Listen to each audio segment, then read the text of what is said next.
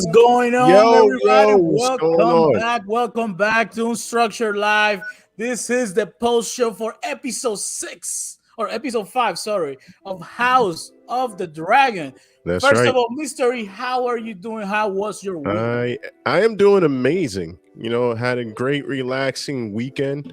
Caught some football games. Go Buccaneers! Hell of a game today. I'm doing great. How about you, Lion? I can't complain. My week was pretty good. Pretty good. I was excited for today. The last week we ended up with a great cliffhanger with a tea. I wanted to see if the tea was drank. We never found out, and today did not disappoint either. So, No. man, this is great. Oh, This is wow. great. We're gonna have some surprises today. We're gonna be talking about our reaction to the episode 5, which is fire. The preview of episode 5, we'll be talking about that as well, but to episode 6, sorry. And we're gonna have a special guest as well joining us to discuss the show. So I hope you guys are ready. We're gonna have a great time. But first things first, to get everything going, we have to give thanks to our sponsor here, the guys at 3E Customs. That's right. Fellas, everybody, if you need t-shirts printed, sweatshirts, cups, any type of promotional product, go to 3E Customs. That's 3ecustoms.com. They'll get it done for you quick and at a good price. Go to 3ecustoms.com. Lion, can I just say that this episode was loaded? Like, if you were paying close attention, every scene, every line had a lot in it. No, it was like there was so much going on from the first scene where we saw, Damon make his appearance as a hooded character, and his wife, his estranged wife, Rhea Royce, and everything that transpired there. But without further ado, we're gonna bring in one of our friends to the show to discuss the episode with us. This is gonna be our friend Carlos here, and I'm gonna be bringing him in a second. Let's see here. Hello, Carlos. How are you doing today? How are you enjoying House of the Dragon? Welcome to Unstructured Live. Hey guys, how you doing? Thank you for having me on the show. Big fan. Love hearing you guys every Sunday after the show. Awesome. How did you enjoy today's episode? The episode was fire. Like everything that you guys talked to last weekend, right? We're talking about how things are gonna start developing a little bit quicker. So this episode definitely did not disappoint. It certainly didn't. It was good. Definitely raised the stakes. They set the table last week, and they just had a buffet this week. It was a lot. It was like I was taking notes. And I was like, oh my god, there's like so much on this. So much typing. Yeah, I was doing the same thing, like, from the beginning, like you said, where Damon showed up in the valley as a cloak thief almost, and had that confrontation with his wife, which she was fearless. She straight emasculated him from the jump, and all the way to the end where he had to handle business. We'll get into it, but it was loaded. I knew that this episode was going to be fire. Let's go piece by piece on this. So the show opens up. We have a scene where Daemon Targaryen is meeting his estranged wife, Rhea Royce. She's riding a horse. She says to him, "Hey, what are you doing here? Weren't you trying to, do something else with your kind to kill your niece because you're not gonna be king? Or are you trying?" And then she realizes, oh snap, he may have something different in mind. He may want to be trying to get rid of me so he can marry her.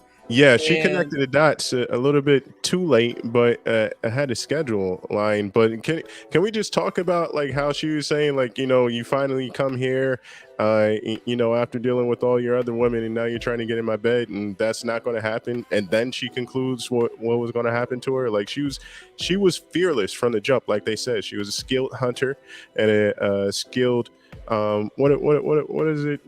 Horseback rider. I think it was equestrian, skilled equestrian. And so she was fearless. She was not scared of him at all. But he had a few plans, I guess.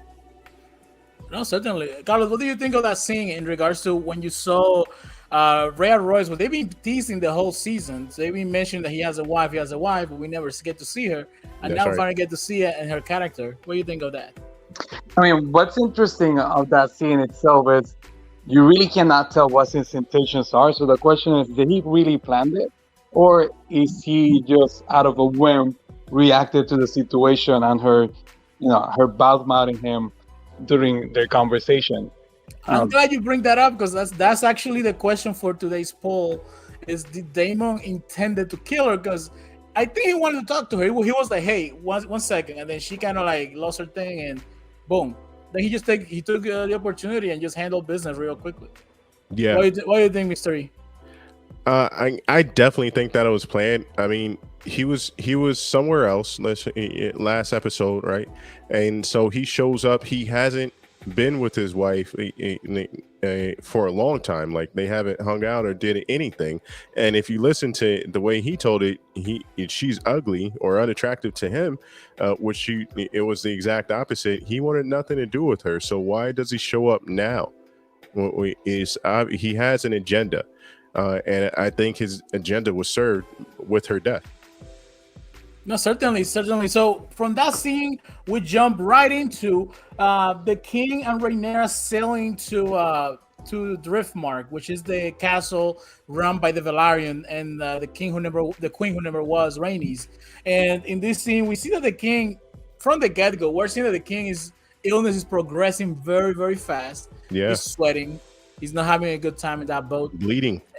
He was bleeding. He was not. He was I didn't think he was gonna survive this episode, to be honest with you. Me either.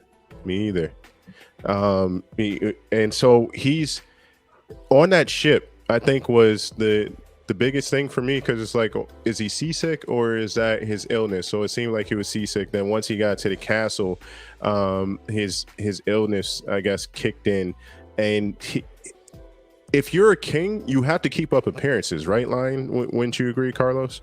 But to show, and you also have to show that you're strong too. So to travel to somewhere, like they said, like his cousin said, it's embarrassing to see him come here and grovel for my son's hand in marriage. To have him do that shows that he's weak, and shows that he's desperate as well, because he's seriously in bad health, but he's trying to secure his kingdom for the future. So he's forced to display his illness, which I guess that's going to spread. Like word's going to get out, obviously, that the king is not well, like Otto said, and that his demise is coming. No, certainly. Like we see that it shows weakness on the king's side, and then uncertainty, because I guess the people don't want Rhaenyra to be queen. Yeah, they're concerned about it. They want the younger kids, Aemon, to be king, the Alicent's son. And this is not a good look for the realm. The realm is concerned, and maybe what Sharper Color Blog was saying last week may be right. That Otto Hightower had what was best at heart for the kingdom, instead of just trying to just play the Game of Thrones to his benefit. Do you agree with that statement, or you think he was definitely playing the Game of Thrones? Do I think Otto was playing the Game of Thrones? Yeah. Absolutely, because his family is at stake, as he said. Is more dire. It's a either or situation. It's definitely not an end statement in this situation coming up, and we've known this throughout history. If you study history, whenever the throne is up in the air, people die, and because if you have a rightful claim to the throne, then somebody's going to amass an army to come and get you, and they don't need that, so they just eliminate that faction or that family straight on. So this is what's playing out right now, and Otto wakes his daughter up to the fact that, hey, listen, either you're going to be your Rhaenyra's best friend and play, jump through hoops and everything else like that, or you're going to remain king and you're going to have to eliminate her, but you'll never be tight like you once were before. It's either you're going to be on the throne or you're going to be a puppet. That's it. No, so Carlos, what about you? Do you think Otto was definitely playing the Game of Thrones, or did he really have, based on what we saw today, the best outcome for the Kingdom of Heart? I think it's a mixture of both, right? You can see that he clearly has the best intent, but he's trying to place his family first as well. And it doesn't come as a surprise because if you keep looking through the scenes, on the right hand and a lot of the people that are now taking position in the king's circle are actually part of his family. Yeah, certainly. I don't know. Now I'm kind of torn because last week I was all about Otto having playing the Game of Thrones, but it looks like based on what he said, listen, this is gonna split the kingdom. The kingdom needs to have a male ruler. So why, we need to make Aemon be ready to Aegon. Sorry, have to Aegon be ready to rule, and he was definitely letting Alicent know, especially when he mentioned that line, like when the kingdom splits. Rhaenyra is gonna have to put the sword to your kids, so there was no doubt that nobody else could be ruler here, and that's gonna put the family at peril. But we move from there to a new character, somebody that had a familiar energy to a character from Game of Thrones. I'm talking about Lord Larys Strong. Larys Strong is the skinny gentleman that was at the garden with the Alicent. sickly looking one. Sickly, that's the word I was looking for. That you got it. So Alicent is just looking at the flowers, etc. And this man goes, kind of puts something in her ear, like, "Hey, I hope that, I know she's your ally, Rhaenyra, but she's being unwell, so I don't know how good she will be." And like, Alicent, what you talking about, Willis? Yep. What you talking about? Yep. Yeah, he plants that seed, but I think he also throws her a compliment. Did you notice how she spoke of the flower and the little background that he gave of the flower, where that flower was not native to that environment, but it was an outsider in that environment, but it still thrived, such as Alicent. She's not of royal blood, right? But she's still thriving right now, given her environment. And then he went on to say, as you mentioned, line, which was that Rhaenyra may not be as innocent as she led you to believe. She lied to you flat out, and so you need to wake up. And that, I think, that sows a seed, which Alicent eventually uncovers a lot of things and picks a side, which is critical for her survival. She finally picks a side later on in the episode. Yes, she does. Carlos, what do you think of that scene? Did Larys Strong remind you of Lord Varys from Game of Thrones, the eunuch? It definitely did. It's going to be interesting how his character gets developed as well, because even though he doesn't have a high power or high position, he is running the games behind closed doors, right? So I think this is the moment that they start showing that the whole scenery of Game of Thrones and the secrecies and everybody playing different roles and having the little whispers and birds around the castle. Yes. Yeah, certainly. So this is gonna be interesting because he's also the son of the new Hand of the King, Lord Gerald Strong, if I'm not mistaken. That's I may be wrong on that. I have to reconvene on the have the notes here.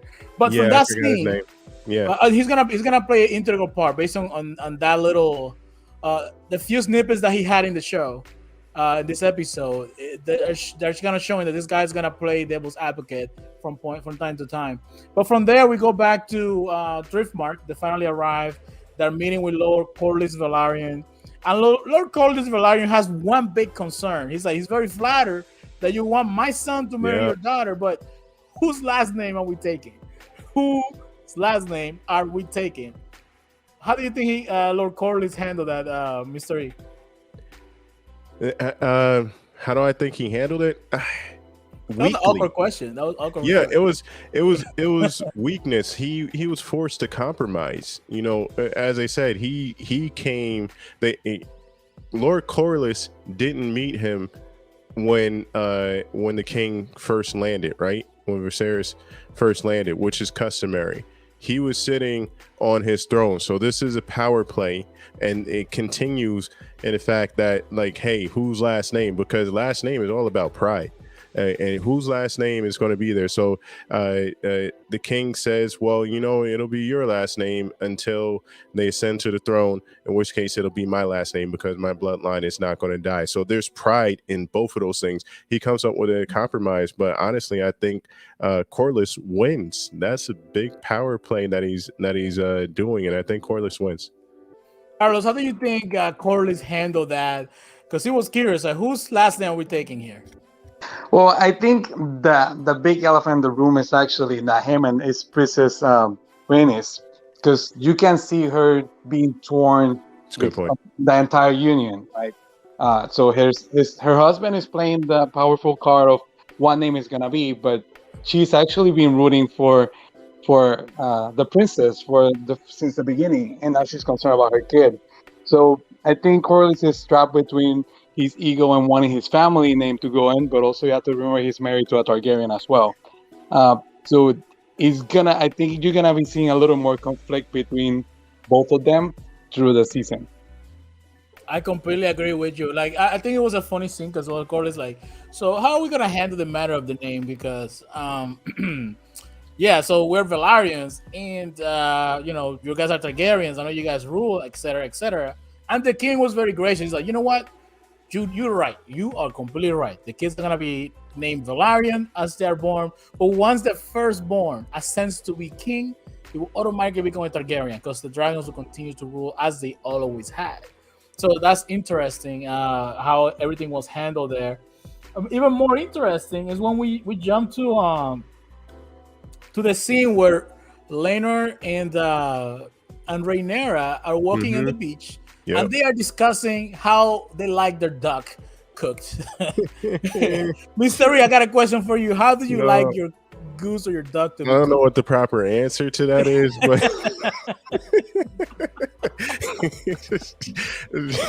I know. I was like, at first I had to understand. I was like, oh, they're talking about that, but I don't remember what. We all love some duck grease. It's all good. Exactly. It's all good. But yeah, at least they came to an amicable decision on that, and where they're both fulfilling their desires. So that's very grown up of them, I guess, in that situation. They're taking care of the realm and themselves as well. Carlos, how do you like your duck to be cooked? I kind of like chicken, actually. You like chicken? Okay, here we go. Like this fried chicken. He likes all that. That was an interesting conversation because I noticed, and I put in my notes, when they first walked through the gates of Driftmark, and you see to the side Leonard and his friend sword fighting. I think that was an allegory. Like, it was like, okay, what's going on here? What is going on here? Yeah. There's something that's showing us this because they were like little kids that they were fighting. As soon as somebody walks in, they get to the side like, oh, what happened? What happened? You know what I'm saying? Like, they tried to hide something. To me, that's what it looked. It was like a split second, but that's what it looked like to me.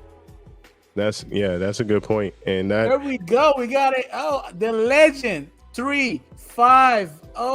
This is like what's going on, guys? What's up, man? So the legend is a big YouTuber, a friend of the show as well. The legend loves House of Dragon as well. So thank you for showing some love, the legend. Thanks for stopping by. Thanks for stopping by, my man. We gotta have you on the show one of these days. We gotta plan it out. Have you hang out with us here, discuss House of the Dragon. So yeah, to me that was interesting because as soon as they walk into the doors, they're like they kind of got in place, and there were hints of this throughout the show. I didn't think they were gonna openly say it, but this particular topic it covered it played into the episode hugely.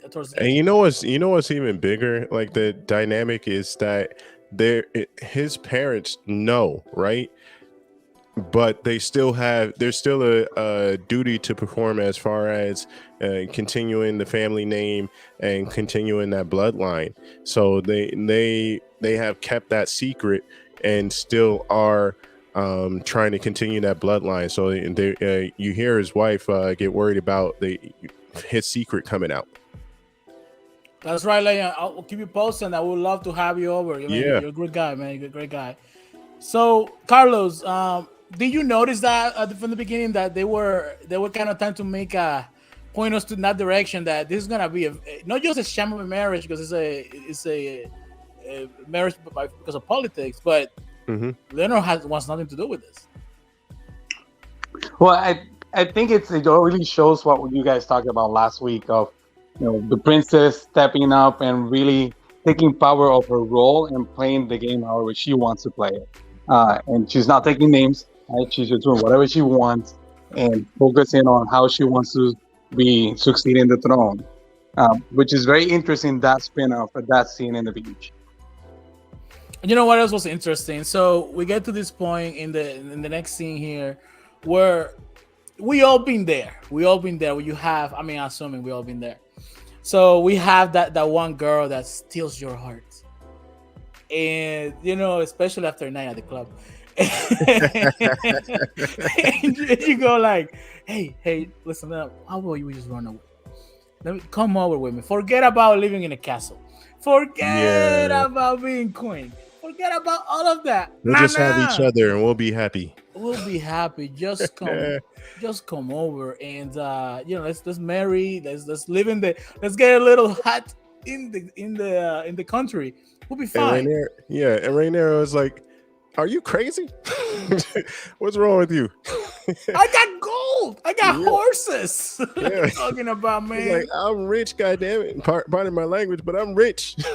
Like, yeah, you could say, yeah, exactly. That's what I was thinking. It's like, we still could do this, and you could be here too. But yeah, I'm not leaving my status here. Are you? Not nuts? just that. He asked her to marry. She says no. But hold on. Hey, just because we're not married doesn't mean we can still play.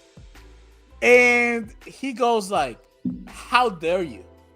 Like, no, he was like a total gentleman. Like, oh, we all are. That's how men go through every day. This is what Kristen Cole is what men go through every day. And the poor man heart gets broken. This is even further reinforcing Rhaenyra's gangster, because she is like, I ain't going to marry you, but hey, you could be my guy on the side here. That is that Targaryen blood. That is what is happening there. That's that Targaryen blood. She's like, you know what? I'm a conqueror. I don't get conquered. I'm gonna do what I want to do when I want to do it. So that's right. Basically what she is letting you know. What do you think of that scene, Carlos? What was your opinion on that? No, I'm with you guys. Like, she just showing, hey, I'm gonna meet my pleasures. I'm gonna meet whatever I want. Either you're with me or you're not. Hot girl summer. She didn't care. Yeah. No, she was not about that life. She's like, you know what? I'm about riches. I'm about to be the queen, and this is like, what I want for myself. Like, are you kidding me? It's like, look around. I got dragons. Like, what are you talking about? And then from there, once they arrive back, Kristen Cole just runs out of the ship and goes. He wants to run and cry to his room. Oh man! And he's like, "Hey, Kristen Cole, you gotta go check out with the queen." Yeah, the queen is way too emotional. That guy. Yeah, go ahead, Lion. My bad. No, he was emotional. He's like, "Oh man, she already knows. The queen knows." And he goes to the room. She's asking, "Listen, since you're the guard that's always with her, do you notice this? I did it. I confess. Like, this guy." If you are gonna commit a crime, do not take Kristen Cole with you. This guy is gonna spill the beans. He's like, officer, we did it. This is what we left. This is what we took. He automatically confessed because I don't think she was gonna point at him right away, but he let it be spilled, and I think it shows to his honor. Yeah, we saw last week he didn't necessarily wanted to push forward with it, and he finally did. He breaks his vow. Well, if I did this, I might as well do it the right way. Let me marry her. She turns him down. His heart is broken. Let me confess to what I did because I am guilty. I should just at least want a merciful death. Just make it quick. Flat out. I don't want it to be painful. But no, that's not what happened. Allison doesn't say anything. Allison walk out and she's gonna think about it because Allison is waking up. We talked about it like on a second live stream, third live stream here, where you think Allison is gonna become from being this goody two shoe to become someone like a very strong queen and start protecting what's hers. And this is what we're seeing coming up here. Yes. What do you think of that scene, Mystery? Dude, the award for the most emo character goes to Sir Christian. This guy is all in his feelings, and he's going from one side to the other side because first, he wanted to run away with the queen and marry her, and they'll be partners for life. To him, ratting on her and all this other stuff or whatever, and he's causing problems everywhere he goes. That's the fact of the matter as the show continues. And like you said, like we said before, Allison is waking up, and Allison has a kid, so that maternal sense is kicking in for her, where she's realizing that not only is she but her son is in jeopardy. So she needs to do something, and there's no question that she's going to do whatever it takes to look after her son, without a doubt. What are your thoughts, Carlos? Well, the big thing is he went from being this very center, secure gentleman. He has his life fucked together, and you start seeing he's breaking down little by little through the episode. And the funny thing is that she hasn't mentioned anything specific about him, and he didn't took much for him to spill out, right? So that shows where his really mental and emotional status was, which is what's gonna drive what happens in the next couple of scenes. No, certainly. Kristen Cole, I think right now, from the beginning of the show, I thought he was going to be that guy that's going to be the right hand to Rhaenyra. But now he's making me think, especially with what we've discussed a little later on in the episode. I think this guy is going to play a huge role in the episodes going forward, especially with what's going to happen coming up pretty soon here. So Kristen Cole, we got to watch out for him because it's a man with a broken heart, and he is about to just going to ramp up. In line and piggyback off of that, I totally thought that he was going to be that guy that's on the side of Rhaenyra, come hella high water. But shout out to Game of Thrones and House of Dragons. They always mix it up. You never, as long as you don't read the books ahead, you never see what's going to happen, and the traditional storylines are boring to them. So shout out to them to putting this emo character in here and really causing problems. For Kristen Cole. But from there, we're gonna talk back to our boy, the most ineffective king in all the realm, King Viserys. So King Viserys is laying in bed, all sick, sweaty, can't handle his life. We talked about this, and like we said earlier, I personally didn't think he was gonna make it through this episode. The man might as well have an arm fall off at any moment. And this is creating that uncertainty, and I think Allison is seeing all of this. That we have a kingdom that's in trouble. We notice that we now have a new Hand of the King, who is Lord Strong, Lionel Strong. That is his name. So Lionel Strong always kept it real with the king. The king asking, "Hey, how will I be remembered?" As he is accepting his fate. How will I be remembered? And what happens? He keeps it real. Like, well, they're gonna remember you as a guy that kept the realm strong. Because let's remember, although this guy seems ineffective, this guy seems very weak. At least to me, he seems very, very weak. He is. At the moment, this is the strongest point in the Targaryen dynasty since Aegon the Conqueror was alive a few generations ago. So what do you think of how the interaction between Lionel Strong and the king happened in this show with Mr. E? I thought it was very revealing, and it helped the king. I don't think that he got too much comfort in it, which we later saw that he had more work to do. It was a very... At that moment, I think he was realizing his mortality, right? And I think that scared him for that. And the response that he got wasn't completely what he was looking for, which disturbed him even more. So maybe his hand is playing both sides because he knows how the former king's hand got dismissed for being too much of a yes man or whatever. So maybe he's trying to add a little bit of honesty in there, or something else. I don't know what his strategy is, but it definitely didn't sit completely well with the king. What are your thoughts? Shout out to real quick. Shout out to Tony Baloney. What's up, man? What up, man? Good guy here that I recently met. We've been throwing it up here in Elden Ring. So what's good, man? What's good? Thanks for checking out the show for sure. Carlos, what are your thoughts on that occurrence, on that question the king asked? So I think a couple of things happened there. First, Lionel, if you look at a couple of other episodes, he's been the one that have been advising the king the best and more realistic to what it will benefit the king and his family. And he just kept it honest with him. He's not playing the game so far with the king. But on the other side part of it, you can see the king. I don't think the king just there realized that his days are numbered. I think since the beginning of the episode he did. I think that's why he went himself to ask for the marriage proposal. That's why he's been trying to either present strong appearance even though he's not.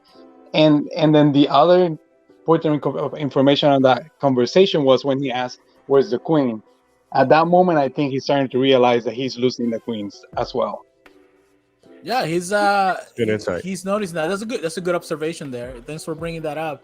And we noticed more of that at the end, towards the end of the episode, when the queen interrupts his speech, and he was like, he got shook.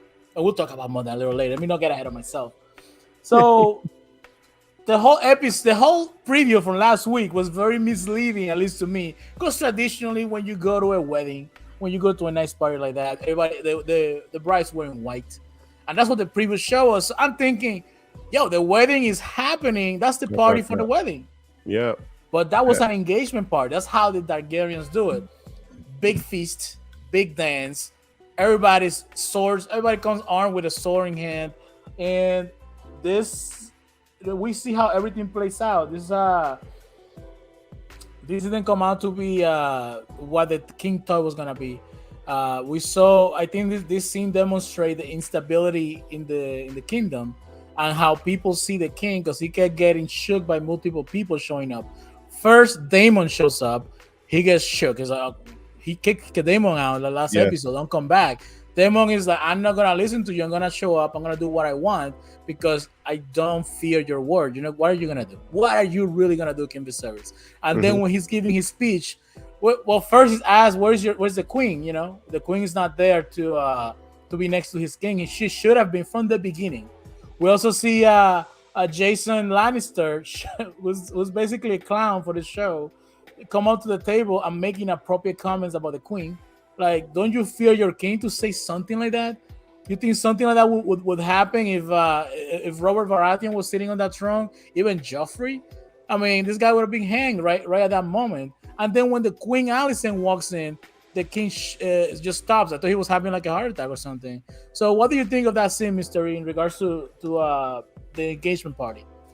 That engagement party was loaded. Like you said, all the characters that we've seen up until that point basically came to that engagement party, and they brought the grievances with them as well. Like you said, Daemon is not scared of his brother, and we saw that by him asking his niece to marry him in the middle of this engagement ceremony. And then you also saw the queen. She's wearing green, which we later learned that green is a declaration of war for certain houses and stuff like that. So she's wearing that to an engagement party, and that's like a silent signal / initiation of Cold War to Rhaenyra.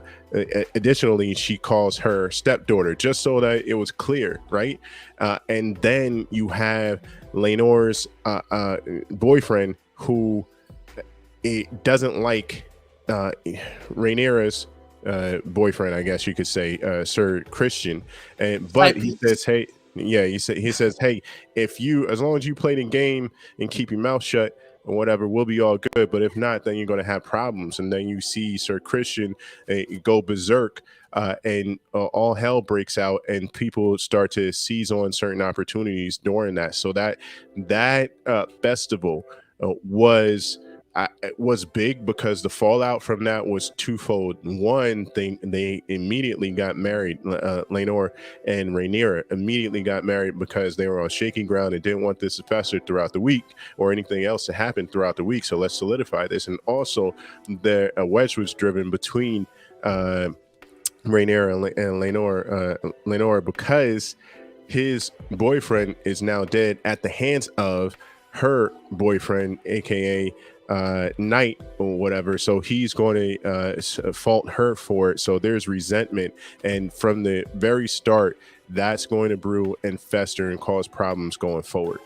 What are your thoughts, Carlos? What are your thoughts? So it was a very interesting scene from the beginning. Besides that, you can see the king's behavior of not liking conflict, right? Accepting Daemon to his table, but it also it's full of all the little betrayals that are happening, because the king is looking at Daemon, talking and trying to grab Rhaenyra in the middle of the on the floor before the fight happens, and it's interesting to think that either and I forgot his name now, Sir Kristen Cole, did he actually fight because he just lost it, or he did it because he think he needed to even protect the queen from what has happened as well?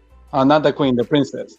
You can also see the Hightower family getting a lot of attention, right? You start seeing that the hand of the king is the one that tells the Hightower family, go fetch the princess.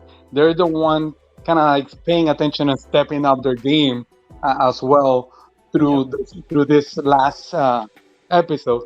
And it's interesting that nothing that the king has done, really he has control over.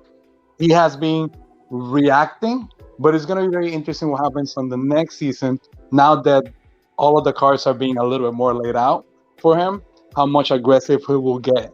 Because if not, he would have still have that splendid wedding. He decided to have a hush, quiet, just a small. Yeah, because it was gonna be a big celebration. It was gonna be a big festival of 7 days, and it had to be rushed because of the events of this episode. I also want to point out, so Gerald Royce, I think uncle of Rhea Royce, Daemon's deceased wife. He steps up to Daemon and he asks Daemon, I kind of like accuses him. I know what you did. And Daemon just turns it around on him. He goes like, by the way, I don't know what you're accusing me of, but since she's deceased and we're married, I get whatever she was supposed to get. And that's the castle, right? So it was interesting how Daemon just turns things around. And by the way, Mr. is just restarting. His connection fell off. So he's just coming back on in a few seconds here. What do you think of Daemon's behavior there in the wedding? He planned it beautifully, right? He was calm. He knew that he went there for one reason, and it was only to get the princess and trying to convince her. But also, look at the twist with Lady Lena as well, Valerian. Yes. Oh, yeah. Dancing. I expect that.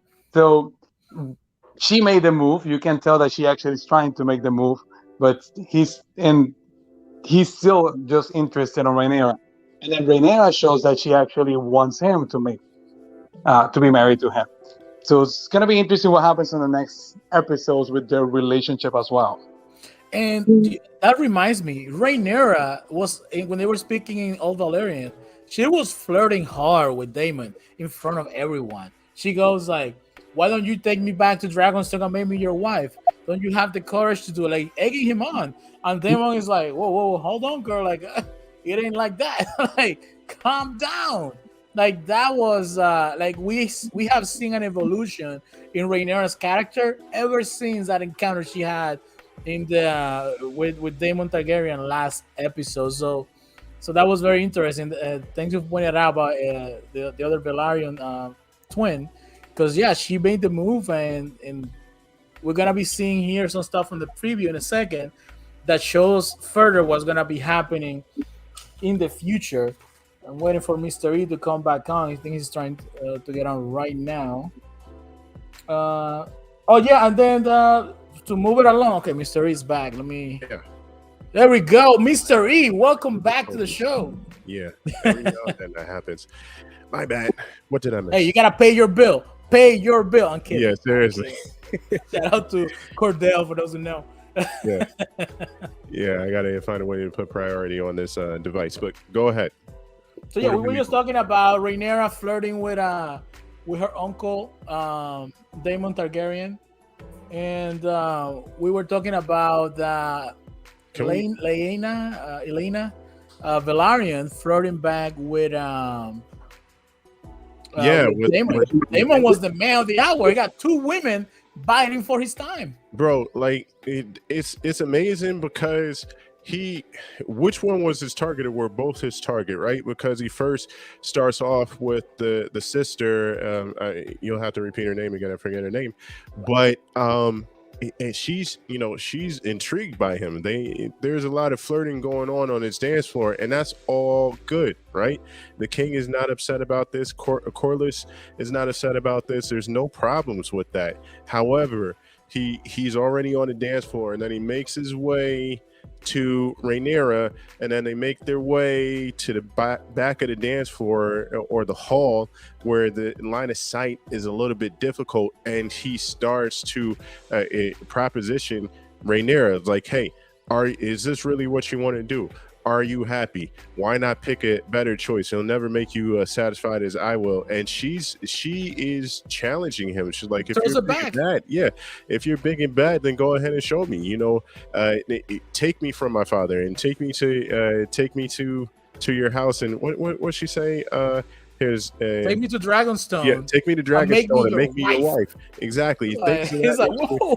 It's pretty, it's pretty gangster on both their parts, but she's challenging him, put up or shut up. And that's what it comes down to, right?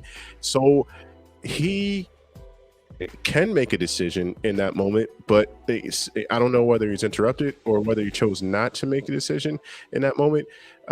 But nothing came of it between those two, but at least the intentions were blatantly explained. And we also saw that Daemon is still coming after the crown in multiple ways because his wife's uncle has the inheritance. He has apparently he has some riches in his estate that Daemon is looking to collect on. He's like, I'll be around there sometime next week. I'm gonna collect. So what will he use that money for? And it's probably going to be for an army. Influence and power. There's 2 interesting aspects on that portion of the scene, right? Because after she egged him, he actually grabbed her through the face, right? And that's when the fight started breaking out. But he actually did not defend the princess either. Like in that moment, you show the vulnerability of the princess, where she just had to hide under a table, and no one actually came to her aid after quite some time. Yeah, that's a good point. I was wondering about that too. Like, dude, like why didn't the guards know immediately to protect the queen? There's a lot of vulnerable pieces. My thought during that specific situation was there's a lot of vulnerable pieces on that floor, like Prince Laenor, like Princess Rhaenyra, like Daemon, like a few other people. So if I were a warring family or some family that was an adversary, this would be a great time to stab somebody, and you will be able to get away with it because everybody's so close corded up that they will never know who it is, right? So you could take out at least a good portion of an entire family in that specific situation. So why didn't the guards come down super quick and grab up Rhaenyra like they did 10 minutes later, and grab up Laenor like they didn't do? Why didn't they do that? Yeah, this shows to the chaos that's in the kingdom under Viserys' weakened state. I think if we had a truly strong king, there would be better security.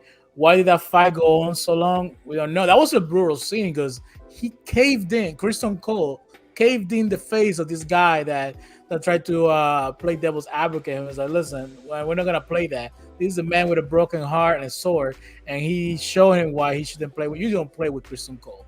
He just laid his pimp ham down, and this guy was done, Yeah, done, done, done. I'm from there. yeah. Not too on too fast. Like You're I right. said, the award for most emo character goes to. Yeah. he he got emotional and he eliminated the boyfriend or whatever, and then he continued his emotions and decided to end it all until Queen Alicent's like, "Hey, let's talk. You know, you could be of use. Don't end your life yet. You know, do it in some way positive, like doing something for me or whatever." I'm sure that he's going to be upon in these upcoming episodes. And speaking of upcoming episodes, Lion. So this takes us to our final scene in the show, which is Yeah. Kristen Cole is about to commit Sampukto or Sampuktu and kill himself, right? And he doesn't do that because he's stopped by Alicent Hightower right before he stabs himself. Because we already have in this scene many things happening. We have a king that's laying in bed that's almost done. I really think that the king wasn't gonna make it. We already saw a wedding being rushed, a wedding which when I made that short today, it is gonna be another red wedding, which I wasn't really thinking was gonna be a red wedding, but it ended up being somebody died, and there was see how the camera pans out from the point where they're marrying, they go back to a pool of blood, to a Yep. rat eating the remains of the guy's face, right? Yeah. It's a red wedding in a sense. Weddings in this universe, these shows, are never a good sign, never a good thing, because nobody ends up happy No. out of it. And then we get the scene with Kristen Cole about to stab himself in the belly. Alicent says, "No, don't do it." And I think this is where he becomes Alicent's Hightower right hand, because she's gonna save him, and he's probably gonna be, "Listen, I'm gonna save you, but you need to be guard my kids, because my kids are gonna be in peril from Rhaenyra Targaryen." What do you guys think of that final scene there? Carlos, what are your thoughts, man? So I mean, I'm with you on that, but I don't think that he actually is gonna end up protecting the queen's kid children. I think he's just probably gonna work more towards the spy, and you're gonna still be the right man person for the princess, and you're gonna be there, and you're gonna do whatever she asks you to do, and you're gonna come back and report to me. And which is also interesting how they put the scenes together with the king bleeding through her nose and his blood going to the floor, through zooming out to the rat eating the flesh. So kind of start giving you an idea how that he's getting more rotten inside, and that he soon is gonna perish. And then also ending it with the king, that last scene of the king actually falling right after that wedding. Yes, I completely forgot about that. Yep. Yeah. Yes, that's really, really good. Those are really, really good points. All of them. Like, there's a lot going on there, and just the crescendo is the king falling at the. They're using those big end. words, Like, crescendo. yeah, like is that's a big moment. That is It a is, it huge is. moment, man. And that shows that is he's not long for this world, like we've been saying. But you got a guy who can't even stand up, so he's probably gonna go soon, right? Now let's do this. Let's react to the preview of the next episode. Mhm. I'm gonna try this right here real quick. Make sure it works. Like I know last time I tried to share the screen, it didn't work the way I wanted to, but we're gonna make it work today. I practice, and here we go. Have a dragon flying. Here we go.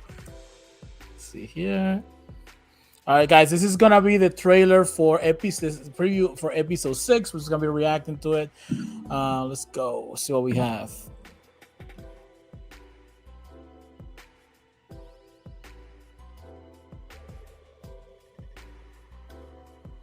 Yeah, and look at that. We'll talk about it in a second, but that's very interesting. So on the next, so we have. Okay, so this is supposed to be Aemon Targaryen here in green. That's Alicent's firstborn, who should be king, based on how things are in this kingdom.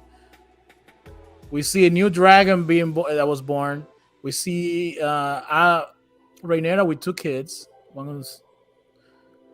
That's Mr. Hawkins. That's Sir Kristen Cole. More kids. The king is really old. Much older than everybody else. And also, I think they say that he had like 3 other children or something like that, too. Yeah, the queen mentioned about that he has 3 children, I think, in total. That's right. No, so here we have, just to go scene by scene real quick. This is this kid in green is Aemon Targaryen. So he's the firstborn son of Alicent and the King Viserys. So he's gonna be a big part of this next episode coming up because he's the one everybody's gonna want to be king. A little further up, we have this is Mr. Sir Hawkins Strong. I want to say Strong is the last name. He throughout the episode and the season, he's being shown here and there.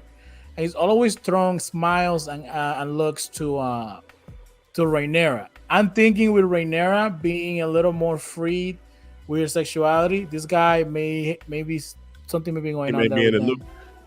Yeah, he may be in the loop. He was actually the one that grabbed Rhaenyra out of the fight. Yeah. There you go. See, and here we have the Hang of the King, and we have a very old king. I'm impressed that he's made it this far. The king. I didn't think they were gonna make one more episode. They said it was 10 years, dude. Like, so it was like, holy crap! Like, why haven't you died yet? You know what's interesting? The actor Paddy Considine, the actor that plays the king, he said that the king is not really that old. What it is that he's aging very, very fast due to the leprosy that he's dealing with, which is leprosy that he's dealing with, plus the stress of being a king, has aging incredibly fast. Kind of like being president, that ages you very fast. That's what the king is going through. We see that in his side, he has the Valerian steel dagger that holds the prophecy of who the prince who never was. But you skip that. I believe that the brothers are fighting in that scene. So the firstborn and the secondborn, yes, the king, are the actually ones fighting. That's huge. Yeah, that's huge to see them fight because that's going to play out later on, I bet. Here we can see who we can only assume is Lena Velaryon, who's probably wife to Daemon Targaryen at the time. That might be Daemon's children. That's just what I was about to say. Who don't we see in this preview? And that's Daemon. We didn't see him? Let's see here. We see more dragon eggs. This is Aemon Targaryen. Let's see here. They're warming up the eggs. Oh, there he is. Okay. I was wrong. I mean, he's not. They barely shot for a second. Yeah, I didn't even recognize him because he aged. He's also here flying dragon with. Who is he flying with? Maybe his daughter. So this is a new baby dragon being born, probably being presented to one of the kids. And this right here, this is the actress that's gonna play Rhaenyra as an older Rhaenyra. This might be Kristen Cole's son. Dark hair, kind of looks like Kristen Cole. What do you guys think? That might be him. I don't disagree with you, Lion.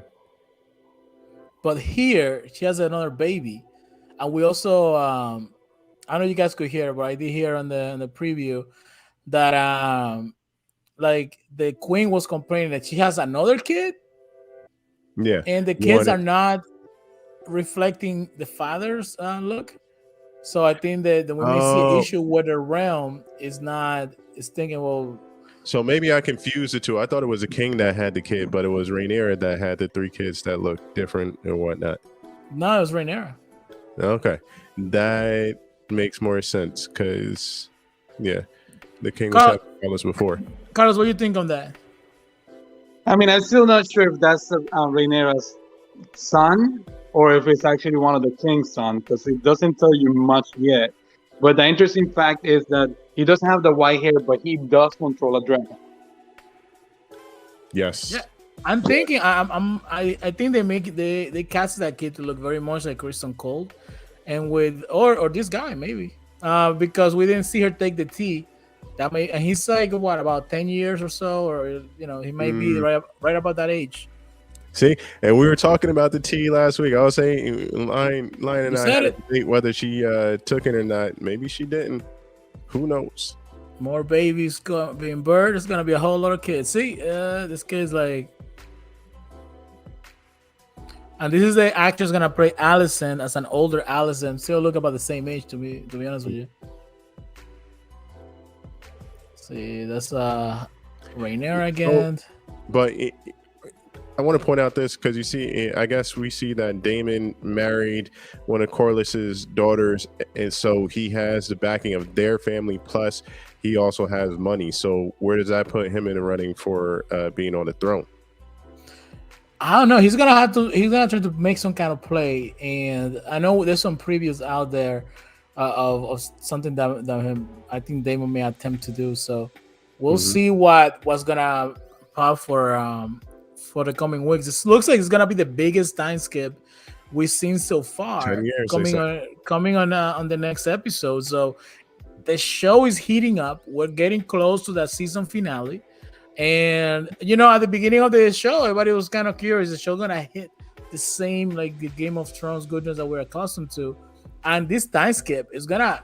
It looks like we're heading to a big conflict in the family. So. Oh yeah, this is where we're going here, and this is gonna be very, very interesting. First, we're gonna be rating the episode. We're gonna start with Mr. E. I should start with Carlos. Carlos, we rate episodes from 1 to 10, depending on how we like the episode. What do you rate this episode, Carlos? I'll give it a 9. I think the episode starts showing more speed and more development, and so I will give it a 9. There's a lot of things happening, a lot of messages happening at the same time in every single scene. But it was a good episode. Mr. E, what are you rating this episode? Similar feelings as Carlos. This had just about everything. It's just missing a little to it throughout the entire show, but they ended on a high note. So I'll give it a 9.5. What are your thoughts, man? I loved it. I completely loved it. I'm gonna give it a 5. I'm kidding. I'm giving it a 10. I really I'm gonna watch this episode. As soon as we get off, I'm gonna be watching the episode again. I loved it completely. I was get your popcorn out. I love all of it because when I first watched, I gotta take notes. I'm gonna watch it for more pleasure. So, let us know in the comments on the chat, what did you guys rate the episode? Did you guys enjoyed it? Did you guys think it was lacking something? You guys noticed something we didn't mention in the episode? We're gonna be. Go ahead, Mr. E. No, I was just gonna say, Carlos, thanks for stopping by and being on the show. Carlos, I know you have a business, a dance school, right? You want to go ahead and plug it? That's correct. I do have a dance school here in Tampa. Just Tonos Latin Dance. We teach salsa and bachata. We do weekly group classes, private events, private classes, you name it. What is the website for your school? So you can find us at tonoslatindance.com. tonoslatindance.com. The man does online classes, in-person classes. So you're in the Florida area, go check him out. I'm gonna post his school here in a second, so you guys can check him out. Does some great stuff out there with people. So tonoslatindance.com. We'll check him out, as well as our friends at 3E Customs. Go check them out as well. They do great printing. But that's thank you so much again, Carlos, for showing us some love. Having a conversation with us about the show. We're all fans here. Much love on that. Thank you. Yes, Mr. E. Yeah, I'm gonna be saying goodbye. How about you take us home? Here we go. Hey, as usual, we'll be here next week for the latest episode. You should be here too. Until then, I'm E. This is Lion. And we are On Structure. That's right.